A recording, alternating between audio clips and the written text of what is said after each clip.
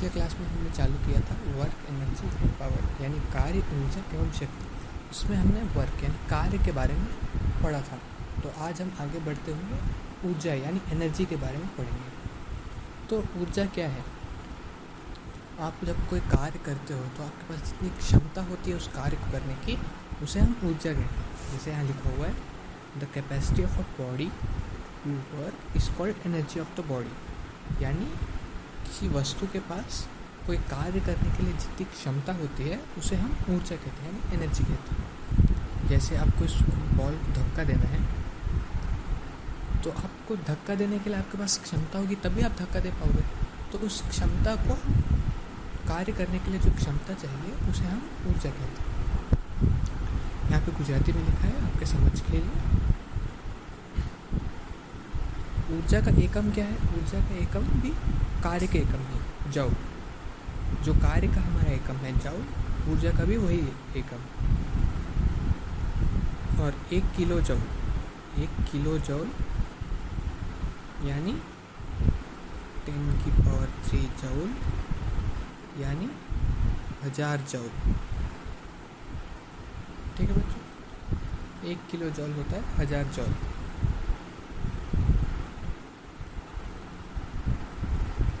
तो हमें क्या समझ आया? किसी कार्य को करने के लिए हमें जितनी क्षमता चाहिए उसे हम ऊर्जा कहते हैं, एनर्जी कहते हैं। और ऊर्जा का एकम क्या है? जॉल। और 1 किलो जॉल कितना होता है? 1 kg। 1 kg होता है 1000 जॉल, 1000 जॉल। ठीक है बच्चों, अब आगे बढ़ते हैं।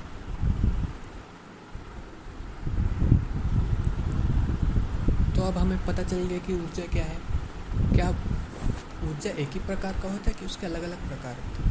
तो ऊर्जा के कई अलग अलग प्रकार होते हैं। तो हम पढ़ेंगे फॉर्म्स ऑफ एनर्जी, यानी ऊर्जा में स्वरूप। ऊर्जा के अलग अलग स्वरूप होते हैं, वो क्या क्या है देखते हैं। ऊर्जा कई प्रकार की होती है, जैसे पोटेंशियल एनर्जी यानी स्थिति ऊर्जा। स्थिति के कारण जो ऊर्जा आती है उसे हम स्थिति ऊर्जा कहते हैं, पोटेंशियल एनर्जी कहते हैं। उसके बाद आती है काइनेटिक एनर्जी यानी गति ऊर्जा। किसी वस्तु पर गति के कारण जो ऊर्जा आती है उसे हम गति ऊर्जा कहते हैं। हीट एनर्जी, किसी वस्तु पर गर्मी के कारण जो ऊर्जा पैदा होती है उसे हम हीट एनर्जी कहते हैं। केमिकल एनर्जी, किसी रासायनिक पदार्थ के कारण जब ऊर्जा आता है तो उसे हम केमिकल एनर्जी या रासायनिक ऊर्जा कहते हैं। इलेक्ट्रिकल एनर्जी यानी विद्युत के कारण जो ऊर्जा आती है उसे हम इलेक्ट्रिकल एनर्जी कहते हैं। लाइट एनर्जी, रोशनी या लाइट के कारण जो ऊर्जा आती है हमारे पास उसे हम लाइट एनर्जी कहते हैं। तो यहाँ आप देख सकते हैं कि सूरज से जो ऊर्जा आ रही है गर्मी, उससे यूज़ करके हम विद्युत पैदा कर रहे हैं, विद्युत का प्रोडक्शन कर रहे हैं। तो ये होता है सोलर एनर्जी। और ये है विद्युत एनर्जी, जिससे इलेक्ट्रिसिटी, आपके बल्ब वगैरह जलते हैं, तो ये विद्युत एनर्जी। आगे बढ़ते हैं। तो अभी हमें क्या समझ आ गया कि ऊर्जा क्या है? किसी कार्य को करने के लिए क्षमता जो चाहिए हमें वो ऊर्जा है। और ऊर्जा कितने प्रकार के होते हैं? कई अलग अलग प्रकार के होते हैं, जैसे स्थिति ऊर्जा, गति ऊर्जा, रासायनिक ऊर्जा, ऐसे कई प्रकार के होते हैं। तो हम पहले पढ़ेंगे ऊर्जा के पहला प्रकार काइनेटिक एनर्जी यानी गति ऊर्जा। तो गति ऊर्जा क्या है? तो जैसा हमने बताया, किसी वस्तु पर गति के कारण जो ऊर्जा आ रही है उसे हम गति ऊर्जा कहते हैं। जैसे एक कार चल रही है,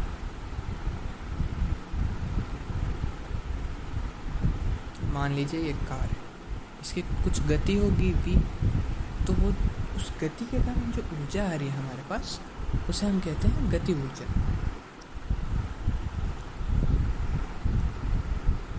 ठीक है बच्चों, जैसे यहाँ लिखा है, it is the energy possessed by a body due to its motion. Motion यानी गति। तो जो वह ऊर्जा जो गति के कारण आती है उसे हम गति ऊर्जा कहते हैं। Kinetic energy of a body increase speed. और गति ऊर्जा जो है, अगर आप किसी वस्तु का गति बढ़ा देंगे तो उसकी गति ऊर्जा बढ़ जाएगी, और उसकी गति घटा देंगे तो उसकी गति ऊर्जा कम हो जाएगी। जैसे ये कार है,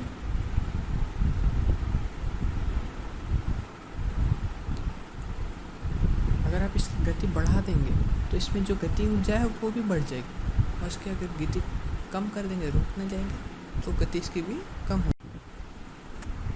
जैसे गति हम कम करेंगे तो गति ऊर्जा भी कम हो जाएगी साथ साथ।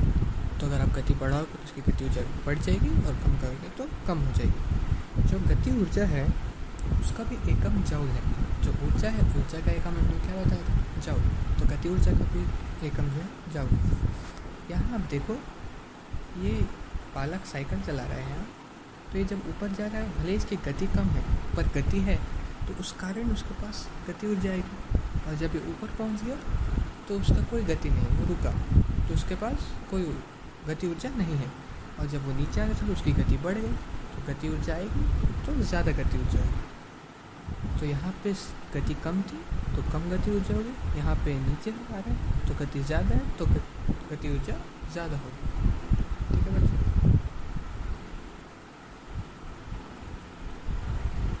और हमने क्या सीखा अभी तक? ऊर्जा क्या है? कार्य करने के लिए जो क्षमता चाहिए उसे हम ऊर्जा कहते हैं। उसका एकम क्या है? उसका एकम है जूल। ऊर्जा के कई स्वरूप होते हैं, जैसे गति ऊर्जा, स्थिति ऊर्जा। और फिर हमने पढ़ा क्या? गति ऊर्जा। गति ऊर्जा क्या है? किसी वस्तु पे गति के कारण जो ऊर्जा आती है उसे हम गति ऊर्जा कहते हैं। उसका एकम क्या है? जूल। गति ऊर्जा, अगर गति बढ़ेगी तो गति ऊर्जा बढ़ जाएगी और गति कम रहेगी तो गति ऊर्जा कम हो जाएगी। ठीक है बच्चों, आगे बढ़ते हैं। तो हम गति ऊर्जा को कैसे लिख सकते हैं? जैसे हमने कार्य को लिखा था W=F/s, यानी बल इंटू विस्थापन या स्थानांतर। तो अभी हम इसको काइनेटिक एनर्जी यानी गति ऊर्जा को कैसे लिख सकते हैं? अगर कोई वस्तु है जिसका द्रव्यमान m है और ये v वेग से आगे बढ़ रहा है, तो इसका गति ऊर्जा कैसे देंगे हम? के ई यानी काइनेटिक एनर्जी यानी गति ऊर्जा हाफ m v स्क्वायर यानी v इंटू वी। आप v को 2 बार मल्टीप्लाई करोगे, गुणा करोगे, तो उसे हम कहते हैं v स्क्वायर। यहाँ जैसे लिखा है हमने, काइनेटिक एनर्जी इक्वल टू यानी गति ऊर्जा equal to half m v square. ठीक है बच्चों। तो ये फॉर्मूला है इसका। जैसे हमने कार्य के लिए लिखा था ना, W=F/s, कार्य इक्वल टू बल इंटू स्थानांतर। तो वैसे काइनेटिक एनर्जी के लिए क्या है? Half into m into v square. यहाँ m क्या है? वस्तु का द्रव्यमान, और v क्या है? वस्तु का वेग। ठीक है बच्चों। तो अभी इस फॉर्मूले पे क्वेश्चन कर लेते हैं। तो यहाँ बोला है, what is the kinetic energy of a ball of mass 3 kg moving with the velocity of 2 metre per second square. यानी यहाँ पूछा है कि एक बॉल है जिसका द्रव्यमान 3 किलो है और 2 मीटर पर सेकेंड स्क्वायर में सेकेंड 2 मीटर पर सेकेंड की वेग से आगे बढ़ रहा है, तो उसका गति ऊर्जा कितना होगा? और एक बार देख लेते हैं। एक बॉल है जिसका द्रव्यमान कितना है? 3 kg, और ये आगे बढ़ रहा है 2 मीटर पर सेकेंड। तो इसका हमें क्या चाहिए? गति ऊर्जा चाहिए। तो हमें पता है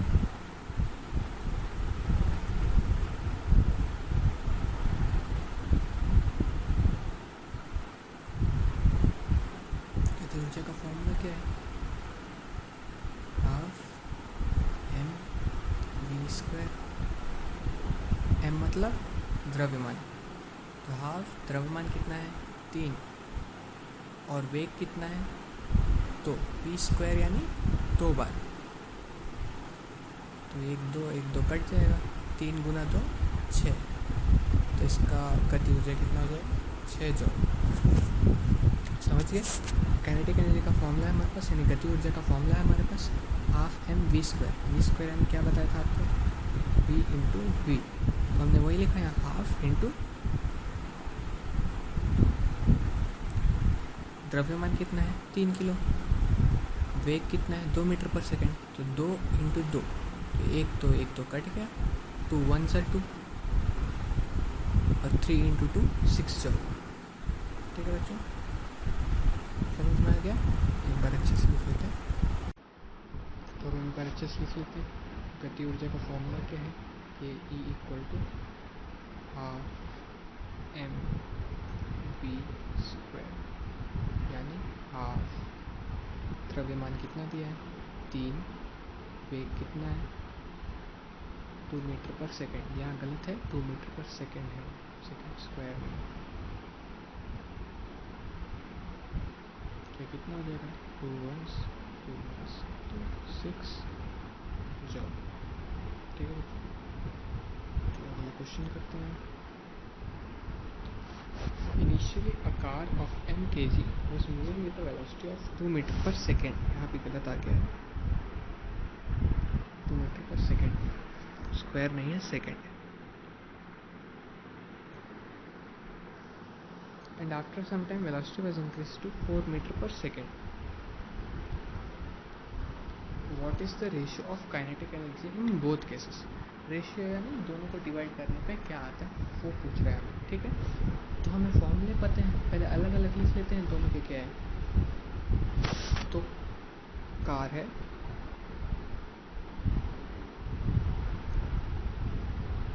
क्वेश्चन क्या बोला पहले बता दो। कार है, इसका वेट है m kg, तो m है हमें पता नहीं कितना है, बस m मान, और ये पहले जा रहा है 2 मीटर पर सेकेंड के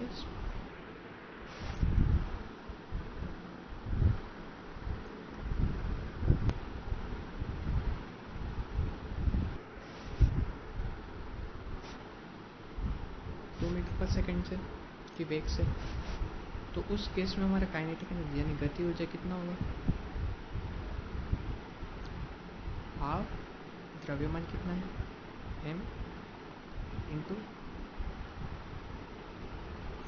वेग कितना है 2 मीटर पर सेकेंड, तो 2 इंटू 2 स्क्वायर पता था, v स्क्वायर मतलब v इंटू वी, तो एक तो कट गया, तो ये कितना हुआ 2m, यहाँ लिखा है हमने वही। ठीक है, तो पहला केस का गति ऊर्जा को हमने के ई 1 मान लिया, के ई एक कितना आ गया हमारे पास 2m, m मतलब मीटर नहीं है यहाँ, वो कार का द्रव्यमान है। तो दूसरे केस में वही कार है, वही द्रव्यमान है उसका m kg, पर क्या किया हमने गति बढ़ा दिया, 4 मीटर पर सेकेंड कर दिया। तो इस केस को हम मान लेते हैं, इस स्थिति को हम मान लेते हैं के ई 2। तो इस स्थिति में क्या हो जाएगा, हाफ द्रव्यमान कितना है उस कार का m इंटू कितने गति से जा रहा है 4 मीटर पर सेकेंड, तो 4 इंटू 4, तो 2 1s are 2, 2 2s are 4, तो ये कितना हो गया 8m। तो के ई 2 कितना आ गया 8m, वही आंसर मान लिया।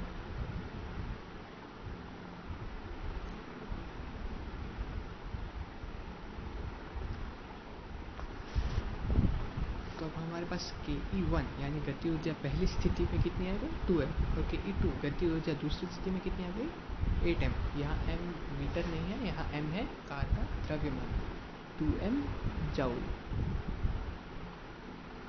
और ये भी 8m जूल। तो अब हम क्या पूछा है, इन दोनों का रेशियो यानी इन दोनों को डिवाइड करने पे हमें क्या मिलता है वो हमें बताना है। के ई 1 बाई के ई 2 कर, या के ई 1 डिवाइडेड बाई के ई 2 करना है। ठीक है, तो के ई 1 डिवाइडेड बाई के ई 2 को ही हम कैसे लिखते हैं, के ई 1 बाई के ई 2। तो हम इसको क्या लिख सकते हैं, के ई 1 भागाकार के ई 2, तो के ई 1 कितना था हमारे पास 2m, और के ई 2 कितना है 8m। अब इसका भी द्रव्यमान m ही था, यहाँ पे भी द्रव्यमान m ही था, तो हम m और m को काट लेते हैं।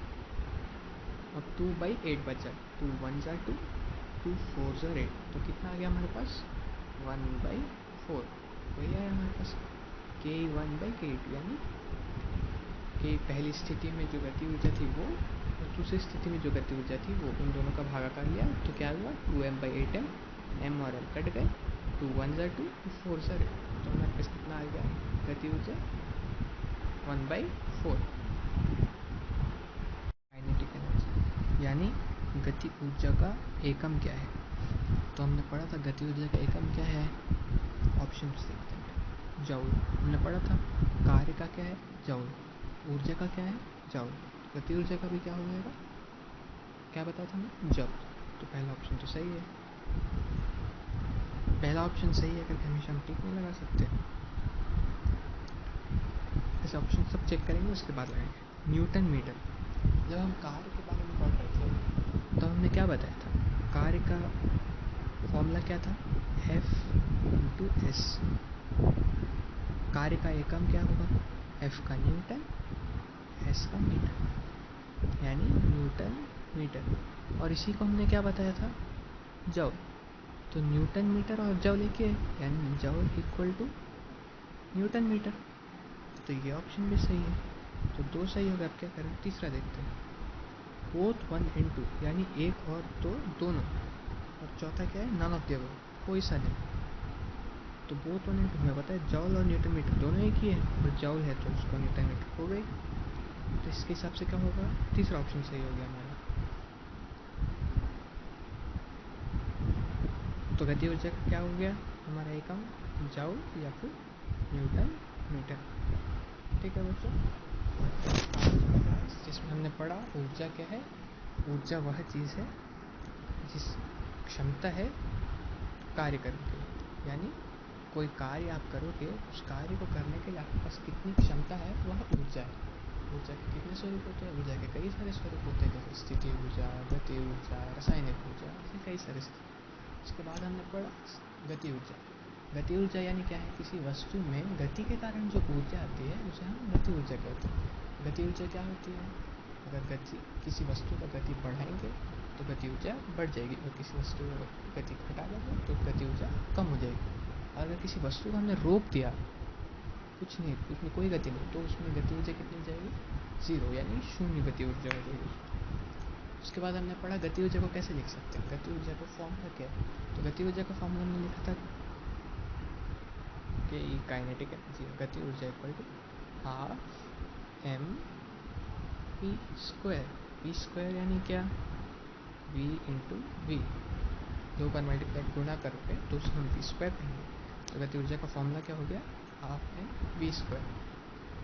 यहाँ एम क्या है, जो वस्तु है उसका द्रव्यमान, और वी क्या है, जो वस्तु है उसका कितना वेग है, तो उसे हम कहेंगे हाफ एम वी स्क्वायर। गति ऊर्जा का फॉर्मूला उसको हम दिखाएंगे ऐसे, जैसे कार्य को F इंटू एस दिखाते थे, ऐसे गति ऊर्जा को ऐसे दिखाएंगे। उसके बाद हमने 2-3 क्वेश्चन किए थे, उसी हिसाब से आपको फिर से और एक शीट देंगे, इसमें आपको वैसे क्वेश्चन मिलेंगे और आपको सॉल्व करके वापस देंगे। तो ये आज का क्लास।